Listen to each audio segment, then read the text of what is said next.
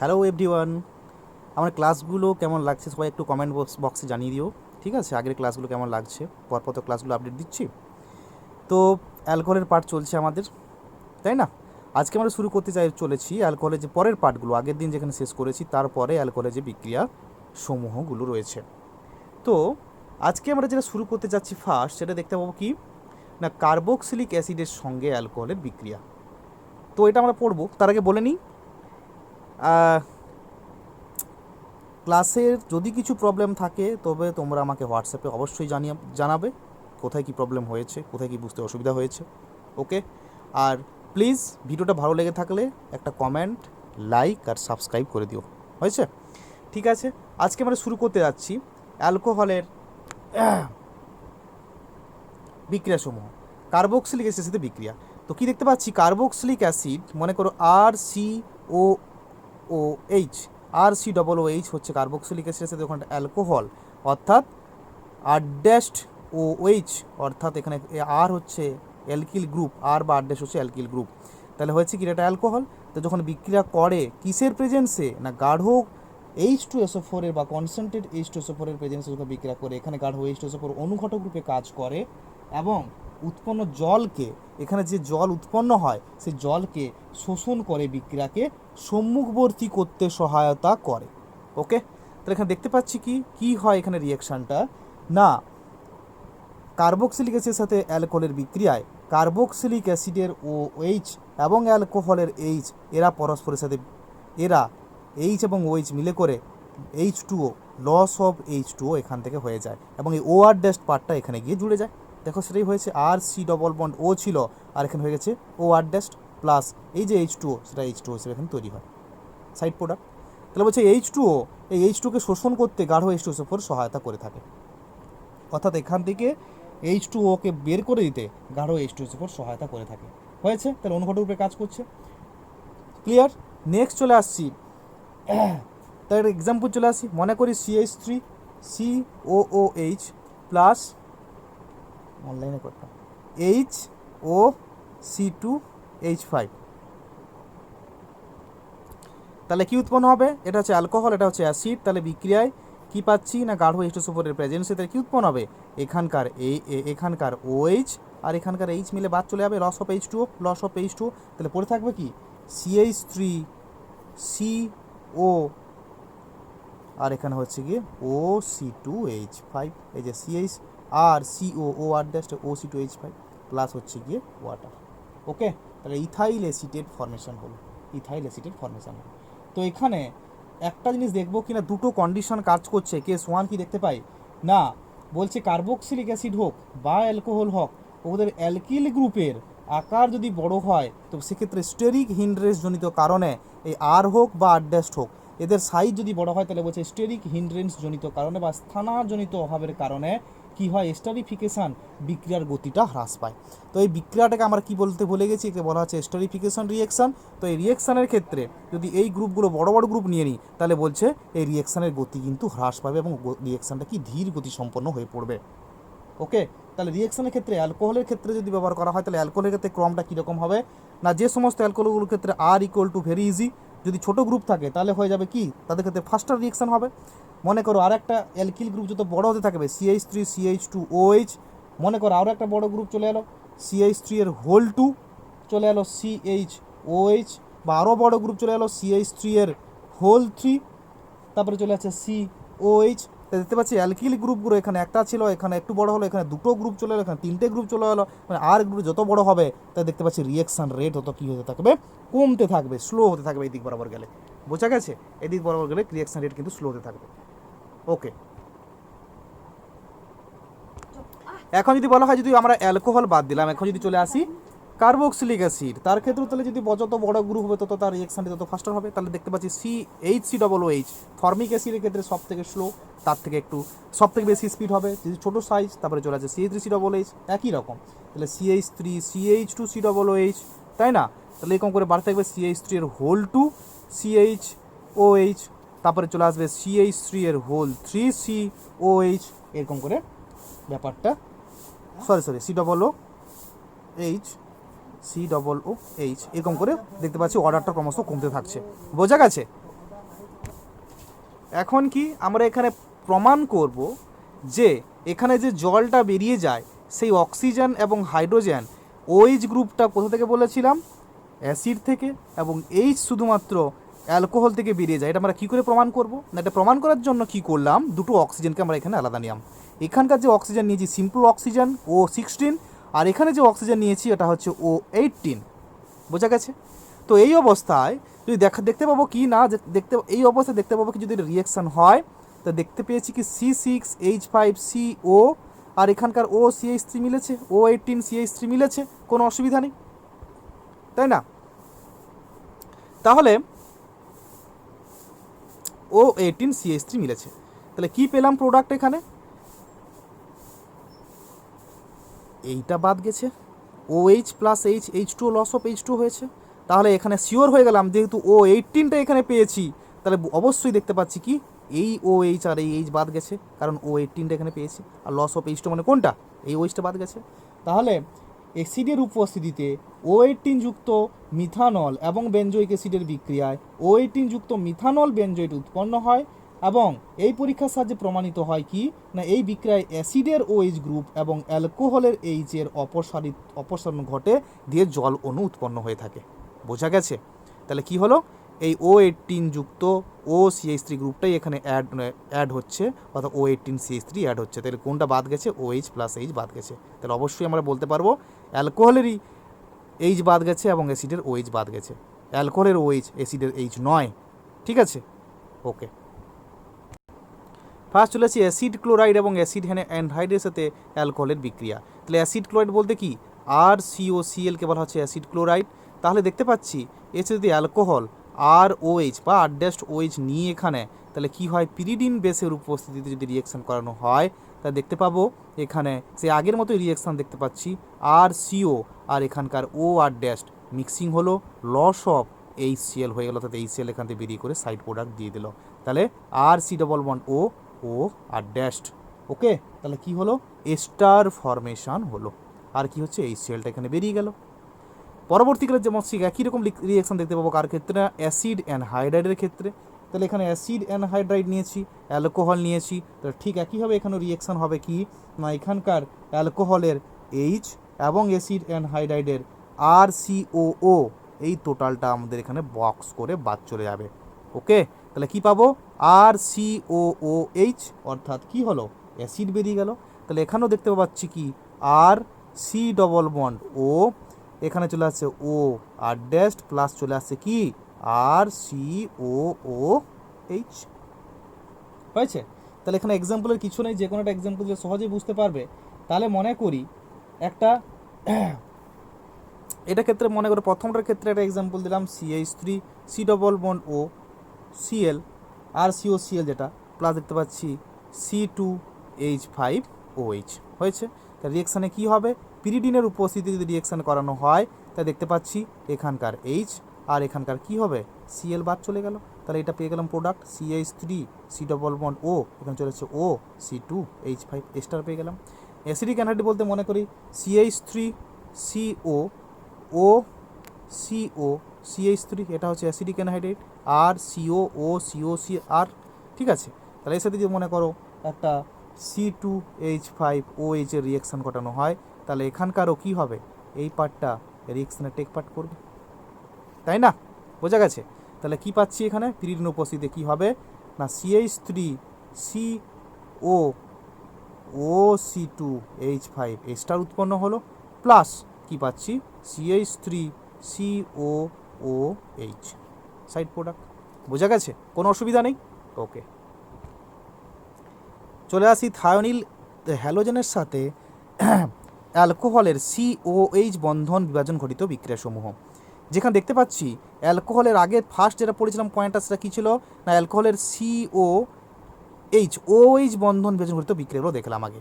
এখন যেটা শুরু করব CO বন্ধন বিভাজন ঘটিত বিক্রিয়া, অর্থাৎ OH গ্রুপে একটা আলাদা থাকছে, তার সাথে C এর যে বন্ধন ছিল সেই বন্ধনটা ব্রেক সংক্রান্ত বিক্রিয়াসমূহ। আগে পড়েছিলাম OH বন্ধন বিভাজন ঘটিত বিক্রিয়াসমূহ পড়েছিলাম।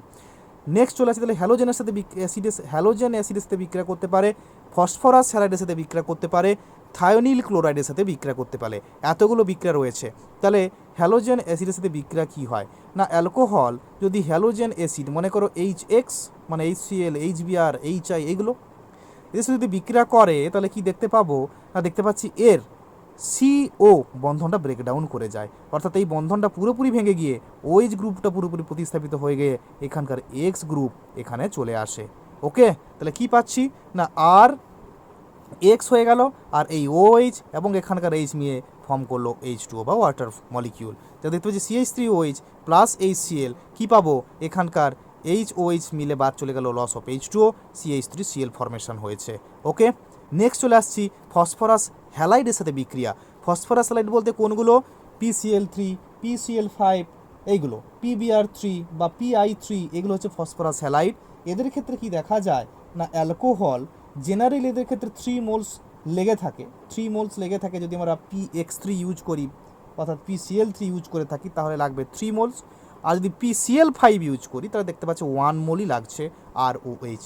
ওকে, তাহলে ROH প্লাস PCl5 এর বিক্রিয়ায় তাহলে কি উৎপন্ন হয় না, দেখতে পাচ্ছি টোটালি OH গ্রুপ অর্থাৎ এই বন্ডটা ব্রেকডাউন করে গেল, CO বন্ধন ব্রেকডাউন করলো, হয়ে গিয়ে চলে গেল এখানে কে ক্লোরিন চলে আসলো। তাহলে RCl ফর্মেশন হলো, প্লাস এখানকার P, এখানকার O, আর এখানকার দেখতে পাচ্ছি আরও 4টে ক্লোরিনের মধ্যে 3টে ক্লোরিন POCl3 ফর্মেশন ইউজ হলো, আরও একটা ক্লোরিন রয়ে গেল সেই ক্লোরিন, আর এখানকার H মিলে ফর্মেশন করলো HCl।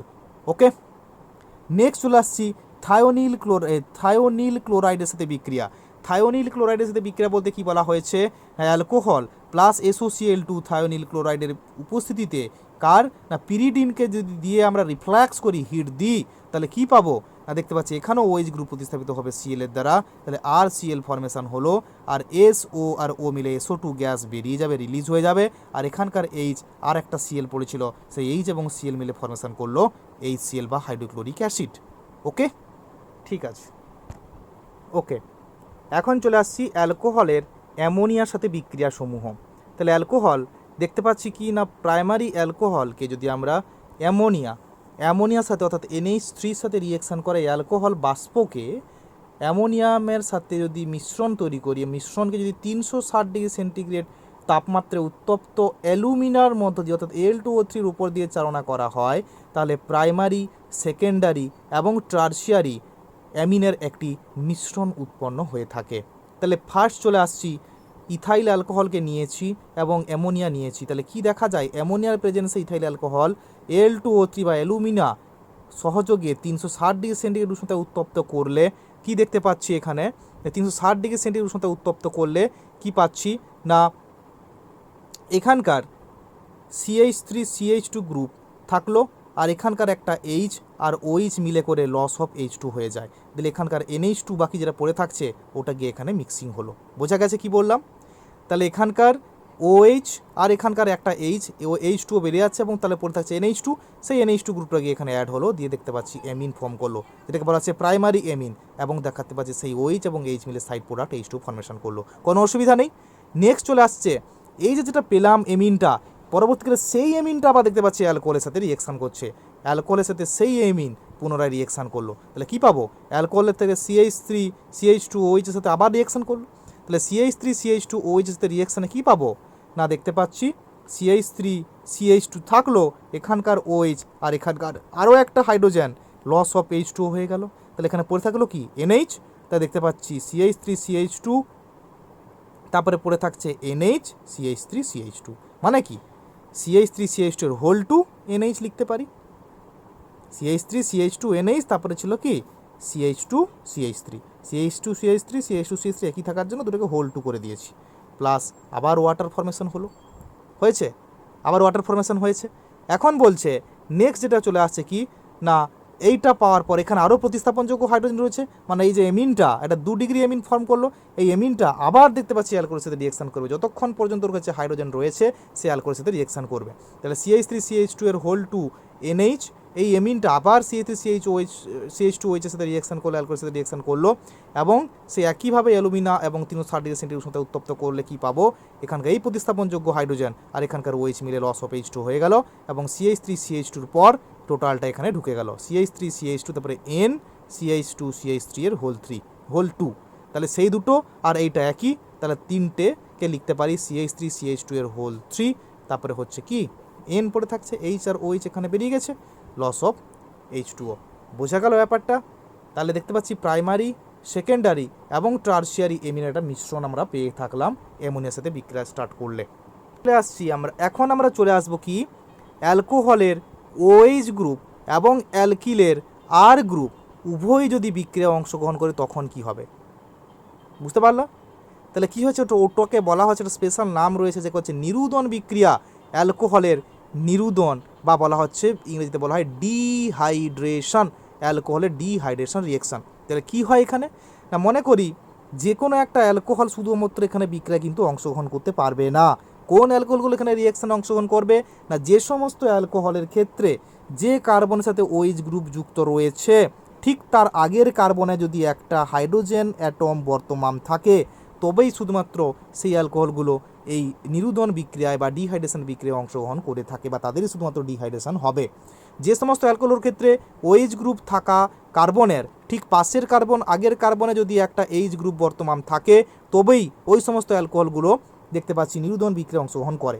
এবং এই নিরুদন বিক্রিয়ায় কি হয় না, নিরুদন মানে ডিহাইড্রেশন মানে কি হয়, এক অণু জল বা H2O এখানে বেরিয়ে যায়। হয়েছে তো নিরোধক হিসাবে এখানে কি ইউজ করা হয় না, গাঢ় সালফিউরিক অ্যাসিড বা H2SO4 এবং হিট, অথবা Al2O3 বা Al2O3 এবং হিট আমরা এখানে ইউজ করতে পেরে থাকি। বোঝা গেছে? তো এই বিক্রিয়াটির ক্ষেত্রে কি দেখা যায় না, অ্যালকোহলের প্রকৃতি অনুসারে নিরুদনের জন্য বিভিন্ন গাঢ়ত্বের সালফিউরিক অ্যাসিড এখানে ব্যবহার করা হয়ে থাকে। অ্যালকোহলের প্রকৃতি কেমন, এর গঠন কীরকম, তার উপর ভিত্তি করে এই যে গাঢ় কনসেন্ট্রেট H2SO4 ব্যবহার করছি তার ঘনত্বের কিন্তু আমরা পার্থক্য পেতে পারি এবং বিভিন্ন তাপমাত্রায় বিক্রিয়াটিকে ঘটানো হয়ে থাকে। ওকে, তাহলে দেখতে পাচ্ছি নিরুদন বিক্রিয়ায় বিভিন্ন শ্রেণীর অ্যালকোহলের সক্রিয়তার ক্রম কীরকম পাওয়া যায় না, 3 ডিগ্রি অ্যালকোহল সব থেকে ভালো, তারপরে 2 ডিগ্রি অ্যালকোহল, তাহলে 2 ডিগ্রি অ্যালকোহল এবং তার সবশেষে হচ্ছে কি 1 ডিগ্রি অ্যালকোহল হচ্ছে তার সক্রিয়তার ক্রম, 3 ডিগ্রি 2 ডিগ্রি তারপরে চলে আসছে 1 ডিগ্রি অ্যালকোহল। ওকে, এখন চলে আসি কি হয় এখানে না, দেখতে পাচ্ছি যে সমস্ত অ্যালকোহলের ক্ষেত্রে OH গ্রুপ থাকার ঠিক তার পাশের কার্বনে H গ্রুপ রয়েছে, ওদের নিরুদন বিক্রিয়ায় যদি কনসেন্ট্রেট H2SO4 ব্যবহার করা হয়ে থাকে ওদের কি হয়, লস অফ H2O এখান থেকে হয়ে যায়। বুঝতে পারা গেছে? তাহলে এখানকার H এবং এখানকার OH বেরিয়ে গেল, দেখি পেয়ে থাকছি এই বন্ড আর এই বন্ড মিলে করে একটা ডবল বন্ড ফরমেশন করলো। তা দেখো ওটাই হয়েছে CC ডবল বন্ড C, এইটা উৎপন্ন হয়েছে। আর এই লস অফ H2O এখানে সাইড প্রোডাক্ট পাওয়া গেছে, কোনো অসুবিধা নেই। এখন চলে আসবো কি এক্সাম্পল, কি বললাম 1 ডিগ্রি 2 ডিগ্রি এবং 3 ডিগ্রি বা বিভিন্ন টাইপ যে সমস্ত অ্যালকোহলগুলো ফরমেশন হয় ওখানে H2SO4 গাঢ়ত্বের উপর ডিপেন্ড করে এবং দেখতে পাচ্ছি কি কনসেন্ট্রেশনের উপর ডিপেন্ড করে থাকে এবং কি বললাম টেম্পারেচারের উপর দেখতে পাচ্ছি ওখানে ভ্যারি করে। হয়েছে? তাহলে যদি আমরা 1 ডিগ্রি নিই 2 ডিগ্রি নিই 3 ডিগ্রি নিই তাহলে কী কী হচ্ছে এখন আমরা অ্যানালাইসিস করব। ওকে, এবার চলে আসি যেটা বললাম যে 1 ডিগ্রি 2 ডিগ্রি এবং 3 ডিগ্রি অ্যালকোহলের যখন রিয়েকশন করছি তাহলে মানে কী কী পার্থক্যগুলো তুলে ধরবো এখানে। কি বললাম H2SO4 এর কনসেন্ট্রেশনের পার্থক্য দেখতে পাবো আর কি টেম্পারেচারের আমরা একটা পার্থক্য পাবো। এখানে কি হয় না, যখন আমরা 1 ডিগ্রি অ্যালকোহল নিয়েছি CH3 CH2OH তখন কি পাচ্ছি না, গাঢ় H2SO4 নিয়েছি এবং টেম্পারেচার নিয়েছি 170 ডিগ্রি সেন্টিগ্রেড তাপমাত্রা। আর যদি Al2O3 নিয়ে থাকি তাহলে টেম্পারেচার নিয়েছি হাই টেম্পারেচার 350 ডিগ্রি সেন্টিগ্রেড তাপমাত্রা। কি হয় না, দেখতে পাচ্ছি CH3কে লিখতে পারি কি CH2 নিচের দিকে একটা H, কোনো অসুবিধা নেই, আর এখানে CH2OH, এখানকার OH আর এখানকার H বক্স করে বাদ দিয়ে দিলাম, তাহলে পড়ে থাকছে কি এইটা, এখানে এটা এসে পড়লো, এটা এসে এখানে পড়লো, ডবল বন্ড ফরমেশন হলো, তাহলে CH2 double bond CH2 plus loss of H2 যেটা হচ্ছে H2। বোঝা গেছে? তাহলে উৎপন্ন হলো কি ইথিলিন। এখন যদি চলেছি 2 ডিগ্রি অ্যালকোহল, তাহলে 2 ডিগ্রি অ্যালকোহল কারা নিয়েছি CH3 CH single bond CH3, এখানে রয়েছে OH, এটা হচ্ছে 2 ডিগ্রি অ্যালকোহল, এই কার্বন দুটো কার্বন সে যুক্ত আছে, এটা হচ্ছে 2 ডিগ্রি অ্যালকোহল। তো 2 ডিগ্রি অ্যালকোহলের ক্ষেত্রে কি পাচ্ছি, যদি আমরা সেই গাঢ় H2SO4 কত নিয়েছি তখন কিন্তু 100% না নিয়ে নেব কত 85% H2SO4 নিয়েছি এবং টেম্পারেচার কমে গিয়ে হয়ে গেছে 100 ডিগ্রি সেন্টিগ্রেড টেম্পারেচার। আর যদি Al2O3 নিয়ে থাকি তাহলে ওটা নিয়ে টেম্পারেচার কমে গেছে 250 ডিগ্রি সেন্টিগ্রেড তাপমাত্রা। বোঝা গেছে? তাহলে এই অবস্থায় সে একইভাবে এখানকার OH আর এখানকার মনে করো একটা H, মানে কি CH2 একটা H লিখতে পারি, এই H আর H মিলে করে বক্স করে বাদ পড়ে গেল, তাহলে এখানে হয়ে গেল ডবল বন্ড ফরমেশন, তাহলে CH3 CH double bond CH2 plus H2। বোঝা গেছে? এখন যদি 3 ডিগ্রি অ্যালকোহল নিই তাহলে কি দেখতে পাচ্ছি 3 ডিগ্রি অ্যালকোহল, এই কার্বনের সাথে 3টে কার্বন যুক্ত রয়েছে, 3 ডিগ্রি অ্যালকোহল দেখতে পাচ্ছি, এখানে রয়েছে OH। তাহলে দেখতে পাবো কি এখানে যদি সেই H2SO4 নিই তাহলে এটা পরিমাণ আরও কমে গেছে, 20% H2SO4 হয়ে গেছে এবং টেম্পারেচার চলে এসেছে 85 ডিগ্রি সেন্টিগ্রেড। আর কি, আর যদি Al2O3 নিয়ে থাকি এরও টেম্পারেচার কমে চলে আসছে 150 ডিগ্রি সেন্টিগ্রেড তাপমাত্রা। বোঝা গেছে? তাহলে CH3 এই কার্বনের সাথে OH গ্রুপ যুক্ত আছে। কি বলেছিলাম, যে কার্বনের সাথে OH থাকবে তার ঠিক পাশের কার্বনে যদি হাইড্রোজেন বর্তমান থাকে, রয়েছে হাইড্রোজেন, তাহলে কি CH2 লিখে একটা নিচে হাইড্রোজেন লিখতে পারি, দিয়ে বক্স করে বাদ দিয়ে দিতে পারি, তাহলে চলে এলো কি C ডবল বন্ড CH2, বাকিটা একই, তাহলে জল লস অফ H2O। তাহলে এখানে উৎপন্ন হলো কি, এখানে হলো 2 মিথাইল 1 2 3 2 মিথাইল কি প্রোপিন উৎপন্ন হয়েছে, 2 মিথাইল প্রোপিন পাওয়া গেল। কোনো অসুবিধা নেই? ঠিক আছে। এখন চলে আসছি যে নিরুদন বিক্রিয়ায় যদি অ্যালকোহলের পরিমাণ খুব বেশি থাকে, অ্যালকোহলের পরিমাণ বেশি থাকলে তখন কি হয় না, ইন্টারমলিকিউলার বা আন্তর আণবিক নিরুদনের মাধ্যমে ইথার উৎপন্ন হয়ে যায়। কিভাবে? দেখতে পাচ্ছি যদি অ্যালকোহল 2 মোলস রয়েছে এখানে, ঠিক আছে, যদি বেশি পরিমাণে থাকে তাহলে কি হয় না, এখানকার H, যে কোনো একটা অ্যালকোহলের H আর যে কোনো একটা অ্যালকোহলের OH গ্রুপ মিলে লস অফ H2 হয়ে গিয়ে বাদ পড়ে যায়। যে কী পাচ্ছি, CH3 আর এখানকার O CH2 ফর্মেশন হলো। বোঝা গেছে? তো এটা কী ফর্ম করলো, ইথার ফর্মেশন করলো। ওকে, ইথার ফর্মেশন হলো। Is it clear? ঠিক আছে। নেক্সট চলে আসছি, অ্যালকোহলে যদি জারণ হয় তাহলে কি পাবো। আচ্ছা, এখন যেটা মোস্ট ইম্পর্ট্যান্ট জিনিস শুরু করব, অ্যালকোহলের জারণ বিক্রিয়া সমূহ হয়েছে। তো অ্যালকোহলের জারণ বিক্রিয়াতে কি দেখতে পাচ্ছি না, অ্যালকোহল মনে করাটা লিখলাম HC, এখানে রয়েছে OH বন্ধন বর্তমান রয়েছে। তো এই অ্যালকোহলের ক্ষেত্রে জারণ হলে কি হয়, লস অফ 2 হাইড্রোজেন বেরিয়ে যায় বা H2 বেরিয়ে যায়। সহজে মনে রাখার জন্য জারণ মানে কি বলেছি, অক্সিজেনের এডিশন বা H2 এর বিয়োগ হাইড্রোজেনের বিয়োগ, তাহলে এখানে দেখতে পাচ্ছি দুটো হাইড্রোজেন বেরিয়ে যাচ্ছে। তাহলে কোথা থেকে, এই CH বন্ধনের এই বন্ধনের হাইড্রোজেন বেরিয়ে যাচ্ছে আর এখানকার OH বন্ধনের হাইড্রোজেন বেরিয়ে গিয়ে তাহলে কী পড়ে থাকছে, সি, আর দুটো বন্ড বেরিয়ে গেলে একটা ডবল বন্ড ফর্মেশন করছে কি, C ডবল বন্ড O পড়ে থাকছে, অর্থাৎ কিটোনে কনভার্ট হয়ে যাচ্ছে। তাহলে কি না, দুটো হাইড্রোজেন বেরিয়ে যায়, দিয়ে দেখতে পাচ্ছি কিটোনে কনভার্ট হয়েছে। তাহলে চলে আসছি প্রাইমারি অ্যালকোহল। তাহলে প্রাইমারি অ্যালকোহলের ক্ষেত্রে যদি এখন আরেকটা জিনিস বলবো যে অ্যালকোহলের অণু থেকে এক অণু হাইড্রোজেন, সহজে মনে রাখার জন্য বলতে পারি এক অণু হাইড্রোজেন অপসারিত হয় বলে। এই বিক্রিয়াটাকে আরেকটা নাম রয়েছে যাকে বলা হচ্ছে ডিহাইড্রোজিনেশন। ওকে, তাহলে দেখতে পাচ্ছি কি ডিহাইড্রোজিনেশন বিক্রিয়া। তাহলে কি পাচ্ছি এখানে, ডিহাইড্রোজিনেশন বিক্রিয়া বলা হয়ে থাকে। তাহলে কি বলা হয় না, অ্যালকোহলের দেখতে পাচ্ছি যেহেতু লস অফ H2, তাহলে লস অফ H2 হয় বলে একটা হাইড্রোজেন অণু বেরিয়ে যায় বলে এটার নাম হচ্ছে ডিহাইড্রোজিনেশন রিঅ্যাকশন। ওকে, তাহলে এখানে এই বিক্রিয়াটা হতে গিয়ে অ্যালকোহলের জারণে জারক দ্রব্য রূপে আমরা কী ব্যবহার করে থাকি, এখানে জারক দ্রব্য রূপে ব্যবহার করে থাকি কি, তাহলে জারক দ্রব্য রূপে ব্যবহার করে থাকি Na2Cr2O7 H2SO4 বা K2Cr2O7 H2SO4, একই ব্যাপার। তাহলে কী ব্যবহার করা হয় না, বলছে যে এখানে ব্যবহার করা হয়ে থাকে জারক দ্রব্যরূপে Na2Cr2O7 গাঢ় H2SO4 বা K2Cr2O7 গাঢ় H2SO4। কোনো অসুবিধা নেই, K2Cr2O7 গাঢ় H2SO4 হয়েছে। তাহলে নেক্সট চলে আসছে কি, প্রাইমারি অ্যালকোহল যদি ধরা হয় তাহলে বিভিন্ন অ্যালকোহলের উপর ভিত্তি করে অ্যালকোহলের শ্রেণীর উপর নির্ভর করে উৎপন্ন পদার্থের পরিমাণটা ডিপেন্ডেন্ট হয় এবং অ্যালকোহলের জারণ কত সহজে ঘটবে এবং উৎপন্ন পদার্থের পরিমাণটা কীরূপ হবে তা ডিপেন্ড করে অ্যালকোহলের প্রকৃতির উপর। ঠিক আছে, তাই চলে এলাম প্রথমেই প্রাইমারি অ্যালকোহল সমূহ। তাই চলে আসছি RCH2OH।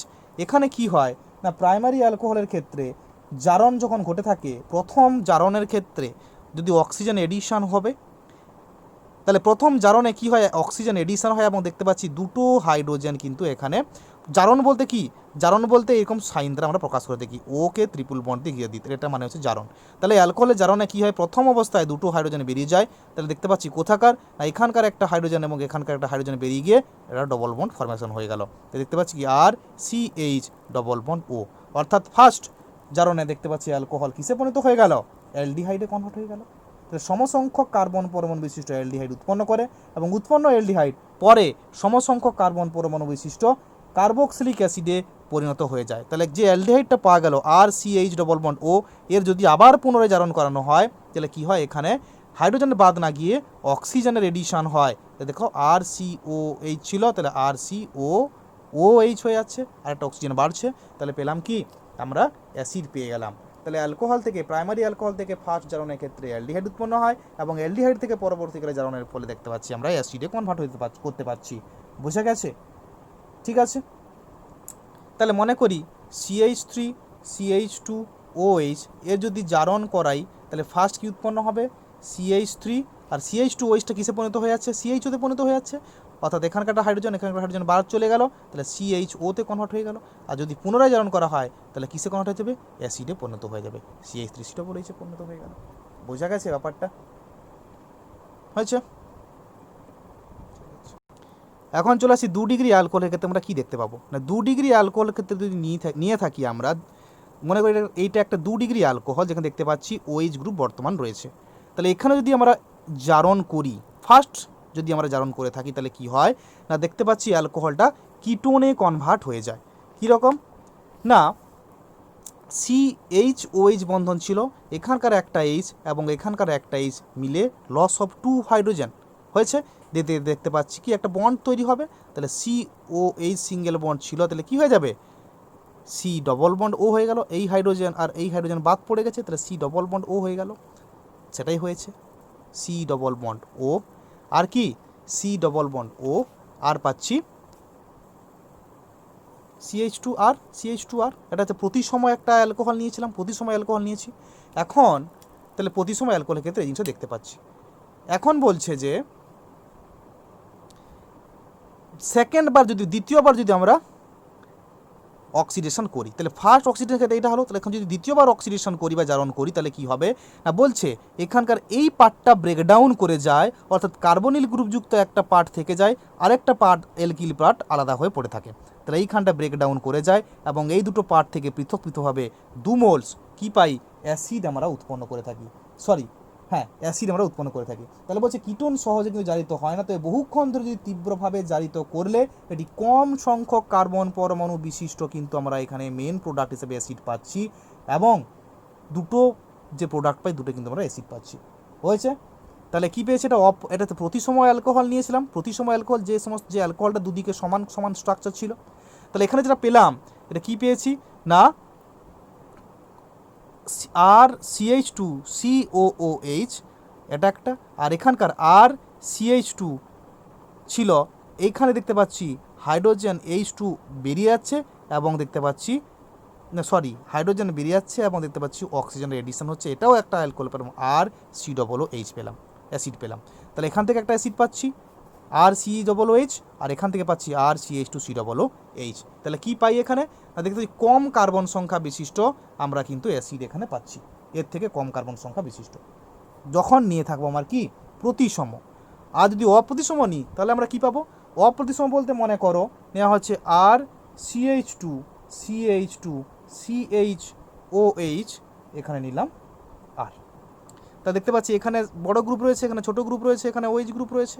তাহলে এখানেও প্রথমে যদি অক্সিডেশন করানো হয় তাহলে প্রথমের ক্ষেত্রে কোনো অসুবিধা নেই, CH2 সিঙ্গেল বন্ড, এই হাইড্রোজেন বাদ চলে গেল, লস অফ হাইড্রোজেন, তাহলে কি পাচ্ছি C ডবল বন্ড O, এখানে পেলাম আর, কোনো অসুবিধা নেই।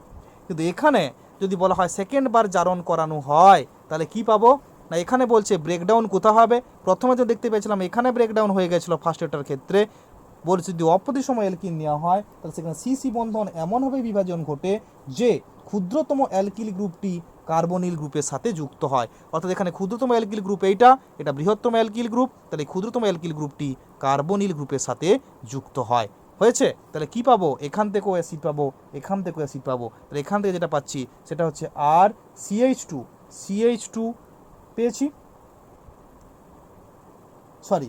এখান থেকে যে অ্যাসিডটা পেলাম সেটা হচ্ছে RCH2, আর এইটা থেকে আসছে COOH, প্লাস এখান থেকে যে অ্যাসিডটা পাচ্ছি সেটা সিম্পল পাচ্ছি RCOOH। হয়েছে? তাহলে এখান থেকে একটা অ্যাসিড, এখান থেকে একটা অ্যাসিড পেলাম। এটা হচ্ছে সমস্যা। এখানে কি পেয়েছি দেখো, এই পোর্শন থেকে পাচ্ছি RCH2COOH। আর এখানে যেটা বললাম কি, সিও গ্রুপটা কোথায় যুক্ত হয়ে যাচ্ছে, যেখানে কম অ্যালকিল গ্রুপ রয়েছে, শুধুমাত্র একটা গ্রুপ রয়েছে, তাহলে RCOOH, এখান থেকে আমরা একটা অ্যাসিড পেলাম। ঠিক আছে, এটা হচ্ছে 2 ডিগ্রি অ্যালকোহলের এক্সাম্পল। তাহলে মনে করি একটা এক্সাম্পল চলে এলাম, একটা প্রতিসম একটা অপ্রতিসম নিয়ে চলে আসি। অপ্রতিসম তাহলে কি নিয়েছি, CH3 CH2 CH2 CHOH, চলে আসছি CH3 গ্রুপ। এখানে যদি দেখাচ্ছে অক্সিডেশন করানো হয় তাহলে কি পাবো, এই পার্ট অবধি কোনো অসুবিধা নেই, CH3 CH2 CH2 C double bond ও CH3। এখানে যদি আবার জারণ করানো হয় তাহলে কি পাবো, CH3 এইখানটা ব্রেকডাউন করবে, তাহলে CH3 CH2 COOH plus CH3 COOH পাচ্ছি। বোঝা গেছে, কোনো অসুবিধা নেই। ঠিক আছে, নেক্সট চলে আসবো 3 ডিগ্রি অ্যালকোহলের ক্ষেত্রে, দিয়ে আজকে আমাদের ক্লাসটা শেষ করব। টারশিয়ারি অ্যালকোহল যদি ধরা হয়, হয়েছে। নেক্সট পার্ট চলে আসছি, শেষ পার্ট আজকের, টারশিয়ারি অ্যালকোহল। টারশিয়ারি অ্যালকোহলের ক্ষেত্রে কি দেখতে পাই না, টারশিয়ারি অ্যালকোহলের ক্ষেত্রে সাধারণত কার্বনে কোনো হাইড্রোজেন পরমাণু যুক্ত না থাকার জন্য এদের থেকে 2টি হাইড্রোজেন পরমাণুর অপসারণ হতে পারে না। সুতরাং এখানে শক্তিশালী কার্বন কার্বন বন্ধনকে বিভাজনের মধ্য দিয়েই এখানে জারণ করতে হবে। তাই টারশিয়ারি অ্যালকোহল জারিত হওয়ার প্রবণতাটা খুব একটা থাকে না এবং সাধারণ অবস্থায় এরা জারিত হয় না। কিন্তু যদি বলা হয় এদেরকে যদি আমরা আম্লিক মাধ্যমে, অর্থাৎ তীব্র আম্লিক মাধ্যমে তীব্র জারক দ্রব্য দ্বারা, মনে করি K2Cr2O7 বা Na2Cr2O7 গাঢ় H2SO4, অথবা বলতে পারি KMnO4 গাঢ় H2SO4, KMnO4 গাঢ় H2SO4, এই সহজে যদি আমরা ব্যবহার